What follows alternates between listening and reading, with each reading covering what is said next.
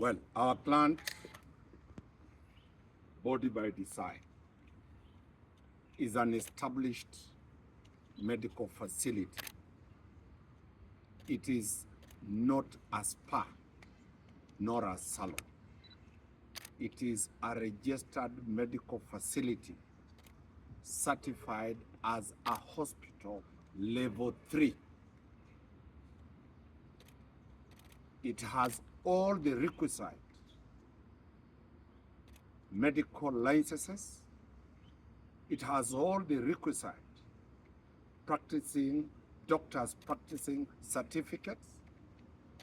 It has been in operation for the last 10 years, almost 10 years. It is not a new business or is not a new hospital. To have qualified to be a hospital, they went through rigorous vetting. In fact, it is in the process of being vetted to come to level 4 hospital. Members of the press have gone round. You have seen the type of the surgical wards, the theaters, the operational theaters that are in place. You have seen the wards that are in place. You have seen the facilities put in place.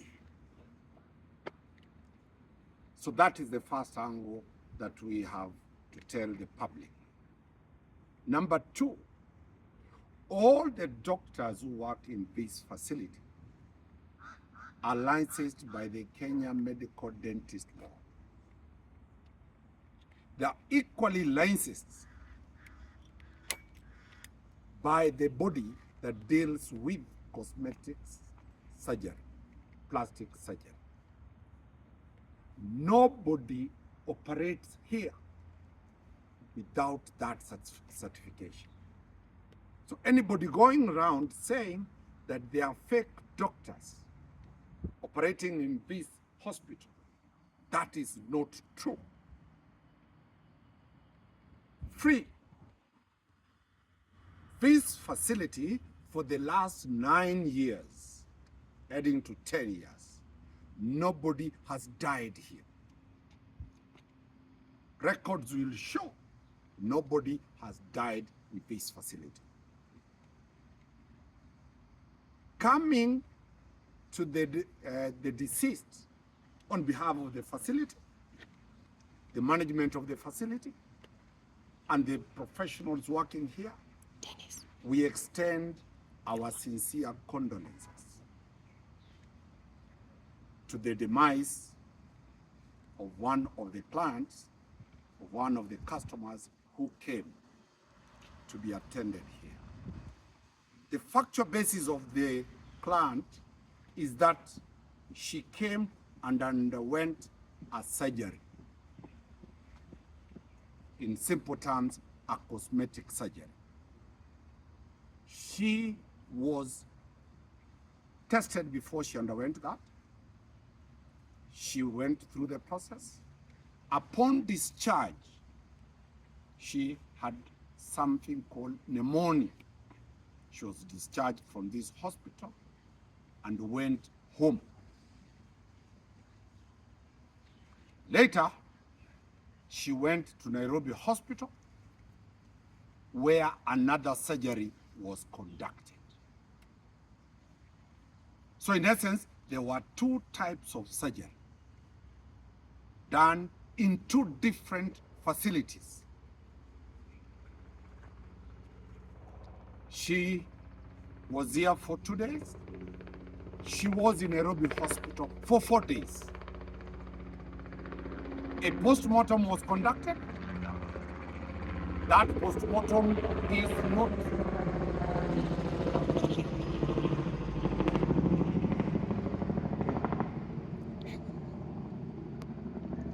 the post-mortem results that were conducted in attendance was the chief government pathologist, was the family's pathologist and our client's private pathologist.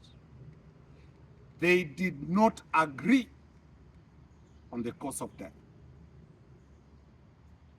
We have given a sample of the pathologist report to the public. More tests needs to be done and more investigations needs to be done on 3 critical questions. They have found out that the cause of death is perforations of the small intestines. Perforations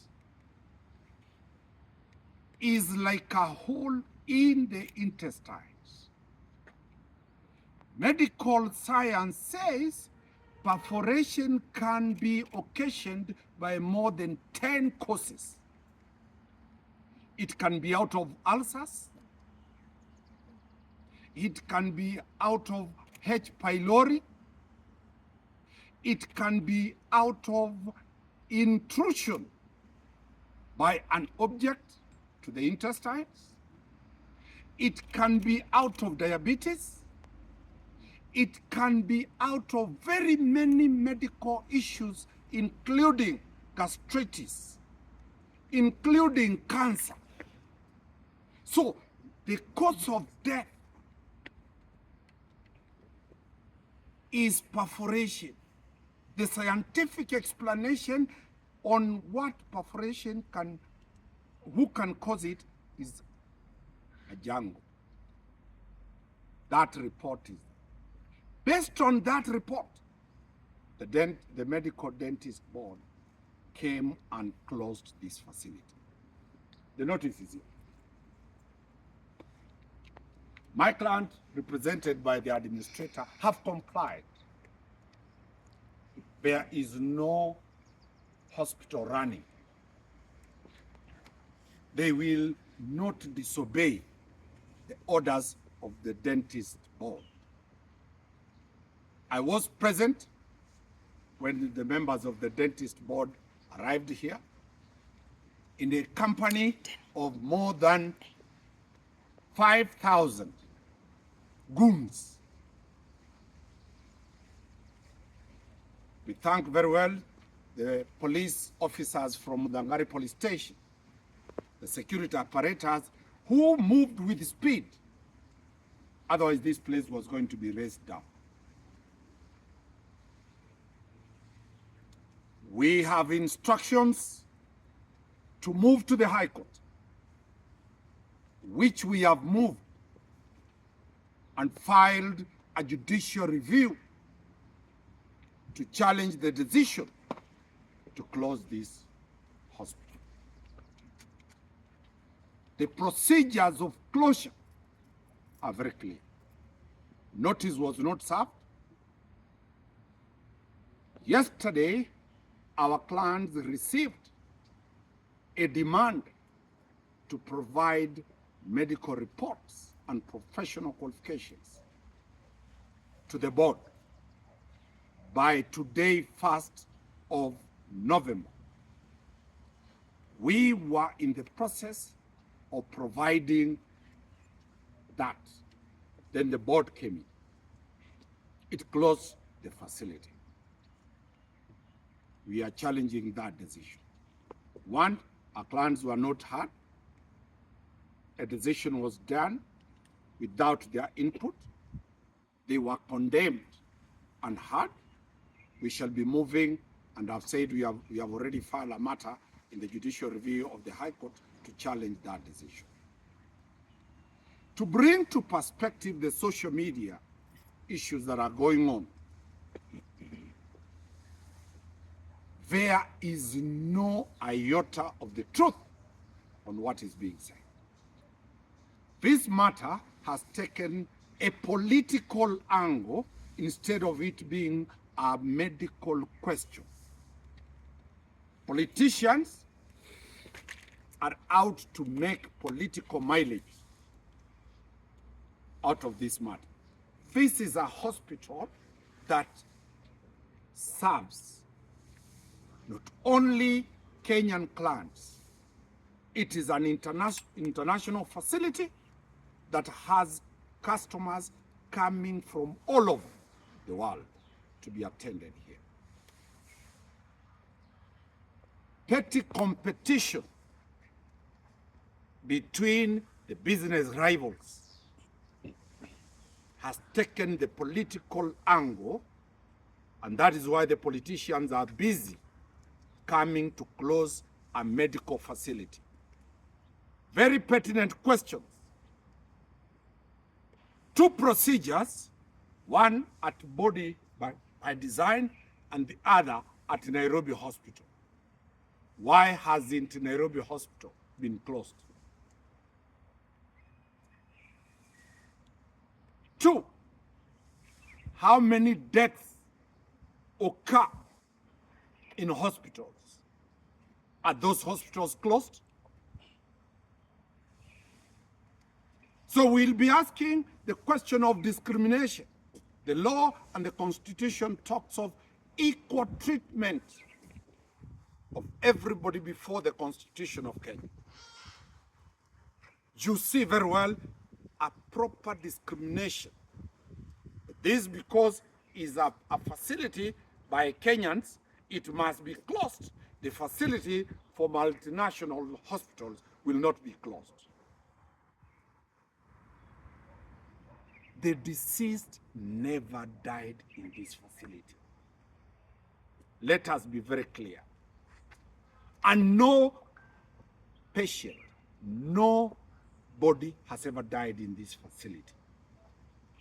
But you can see the type of drama surrounding this facility. We assure all the customers that the quality standards this facility has endeavored to maintain are the quality standards set by the Kenya Medical Dentist Practitioners Board and the international standards. The quality of service will not go down.